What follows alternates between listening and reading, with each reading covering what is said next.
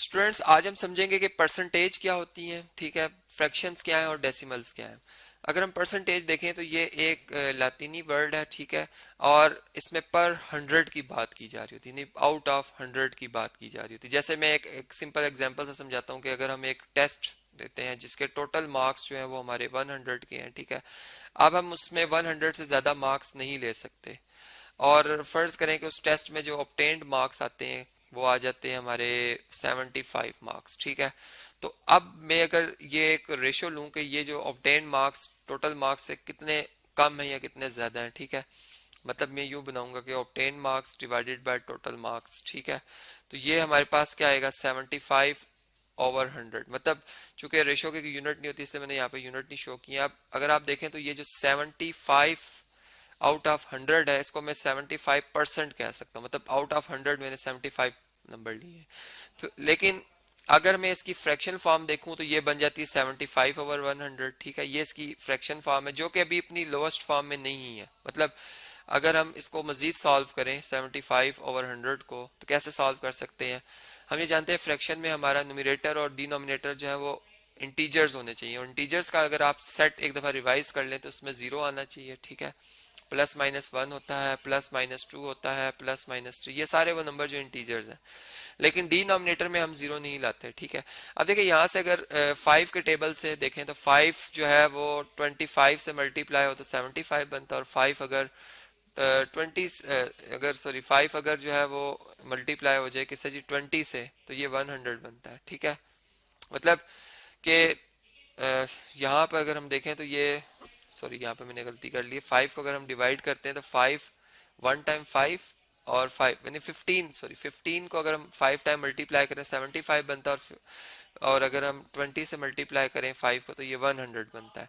फिर इसी तरह अगर आप ये देखें तो 3 के टेबल से 3 5 से 15, लेकिन 3 जो है वो किसी टेबल से 20 पे नहीं आता इसलिए हम 3 से तो नहीं मल्टीप्लाई करेंगे। अब इसे हम ऐसा करते चले 5 से डिवाइड करते हैं, 5 3 टाइम 15 और 5 4 टाइम जो है वो 20, तो ये जो हमारे पास 3/4 बना है ये इसकी फ्रैक्शन फॉर्म है जो कि अपनी लोवेस्ट फॉर्म में है। मतलब जैसे हम एक रैशनल नंबर जो कि हम आगे चल के इसके बारे में थॉरली आपसे डिस्कस करेंगे, ये होगी इसकी फ्रैक्शन फॉर्म इसी नंबर की। अब जो डेसिमल फॉर्म होगी वो कैसे बनेगी, मतलब अगर मैंने डेसिमल फॉर्म लेके आनी है तो देखें हमारी जो फ्रैक्शन है वो क्या है 75 हमारा डिविडेंड है, ठीक है, और डिवाइजर जो है वो हमारा 100 है। तो जो परसेंटेज होती है उसमें याद रहे कि डिवाइजर हमेशा 100 होता है, ये बात कंफर्म है। मतलब कि अगर आपका डिवाइजर 100 नहीं है तो आप परसेंटेज नहीं ले रहे हैं। अब देखें यहाँ से 100 के टेबल में 75 नहीं आता, 100 एक बड़ा नंबर है, हम क्या करेंगे, हम यहाँ से चूंकि 75.000 इस तरह से लिखा हुआ, अगर हम यहाँ पे एक पॉइंट पुट करेंगे 0 पॉइंट तो ये वाला पॉइंट इधर से खत्म हो जाएगा, ठीक है। अब हम अपनी मर्जी से एक एक पॉइंट जहाँ पर लाते रहेंगे, यानी अब हम क्या लिखेंगे यहाँ पर 0 पॉइंट और ये बन जाएगा 750, मतलब दो जीरोज नहीं ला सकते हम यहाँ पर, ये बात याद रही, आपने जूनियर क्लासेस में पढ़ा हुआ है। अब देखिए 7 से मल्टीप्लाई करेंगे तो ये 700 बन जाएगा, 100 7 टाइम, इसको माइनस कर दें 750 में से 700 को 50 रिमाइंडर, एक जीरो जो है हम नीचे डाउन करेंगे, ठीक है। इसी तरह से अब 100 के टेबल में 5 से अगर मल्टीप्लाई करो तो 500 बनता है, इस तरह से जी ये माइनस हो गया।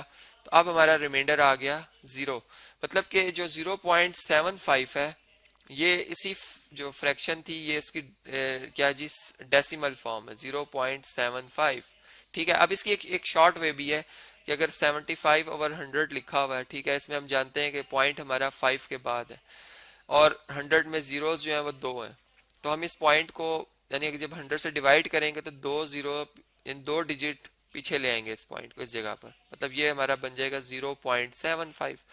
अब अगर ये लिखा होता 750 ओवर 100, ठीक है, तो मैं इसे क्या लिखता, क्योंकि अब पॉइंट हमारा 0 के बाद है तो मैं इसे लिखता 7.5। अब 5 के बाद 0 लिखे ना लिखे की बात है। तो इस तरह से आपने जो शॉर्ट जो हमारे पास होती हैं कुछ कैलकुलेशंस करने की, फ्रैक्शंस को सॉल्व करने की याद रखनी है।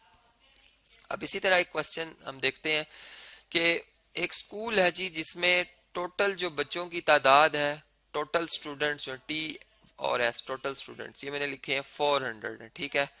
जबकि जो कुछ स्टूडेंट्स हैं जो को करिकुलम एक्टिविटीज में पार्टिसिपेट कर रहे हैं, ठीक है, वो उनकी तादाद 120 है।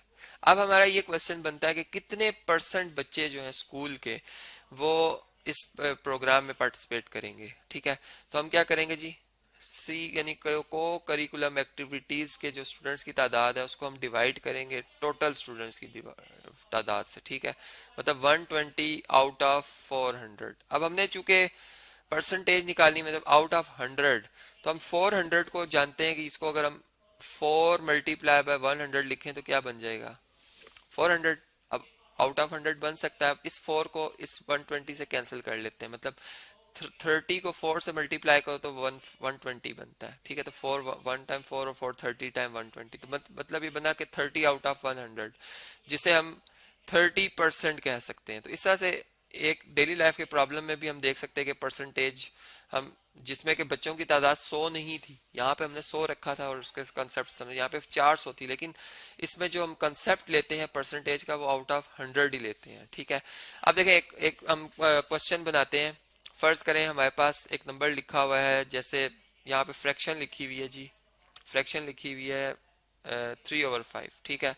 अब कोई हमसे ये कहता है कि आप इसके परसेंटेज बनाएं, ठीक है, और फिर इसको डेसिमल में भी कन्वर्ट करें। अब हम इसे कैसे बनाएं, देखें डेसिमल में अगर हम इसे कन्वर्ट करते हैं तो 3 जो है हमारा डिविडेंड है और 5 हमारा डिवाइजर है, ठीक है, 5 डिवाइजर है। अब 5 के टेबल में 3 नहीं आता, 3 छोटा नंबर है, पॉइंट पुट करेंगे, यहाँ पर 0 आ जाएगा।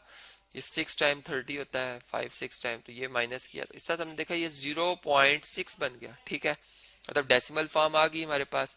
अब अगर हमने इसकी फ्रैक्शन फॉर्म लेके आनी है तो हम हमारे पास दो मेथड है, मतलब हम इसको जो 3/5 है इसको हम 100 से मल्टीप्लाई भी कर दें, ठीक है, और 100 से डिवाइड भी कर दें। अब ये वाला 100 हम इसलिए रहने देंगे परसेंटेज में आउट ऑफ 100, और इस 5 को इस 100 से कैंसिल कर देंगे 20 के टेबल से, तो 23 से मल्टीप्लाई होकर क्या हो जाएगा 60 आउट ऑफ 100। मतलब हम ये जान गए कि ये लिखा हुआ है 60/100, ठीक है। मतलब कि इसको मैं जो है वो लिख सकता हूँ क्या जी 60%, 60%।